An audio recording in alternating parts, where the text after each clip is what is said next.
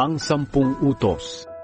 Sinabi ng Panginoon, Ako ang Panginoon na inyong Diyos, na naglabas sa inyo sa Ehipto kung saan kayo inalipin. Huwag kayong sasamba sa ibang mga Diyos, maliban sa akin. Huwag kayong gagawa ng mga Diyos-Diyosan na anyo ng anumang bagay sa langit o sa lupa o sa tubig. Huwag ninyo itong paglilingkuran o sasambahin. Dahil ako ang Panginoon na inyong Diyos, ay ayaw na may sinasamba kayong iba. Pinaparusahan ko ang mga nagkakasala sa akin, pati na ang mga anak hanggang sa 3 at 4 na henerasyon ng mga napopuot sa akin. Pero ipinapakita ko ang aking pagmamahal sa napakaraming henerasyon na nagmamahal sa akin at sumusunod sa mga utos ko.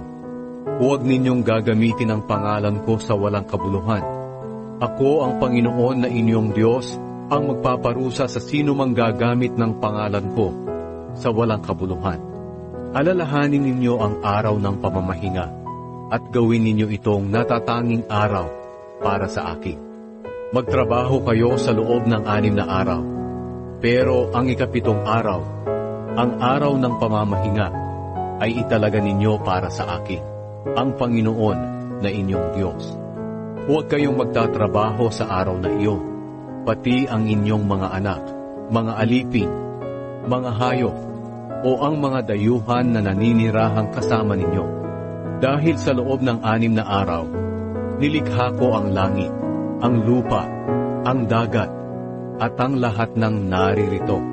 Pero nagpahinga ako sa 7 araw.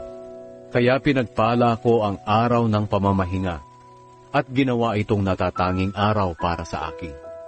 Igalang ninyo ang inyong ama't ina, para mabuhay kayo ng matagal sa lupaing ibinibigay ko sa inyo. Huwag kayong papatay. Huwag kayong mangangalunya. Huwag kayong magnanakaw. Huwag kayong sasaksi ng hindi totoo sa inyong kapwa. Huwag ninyong pagnanasahan ang bahay ng inyong kapwa o ang kanyang asawa, mga alipin, mga hayop, o alinmang pag-aari niya.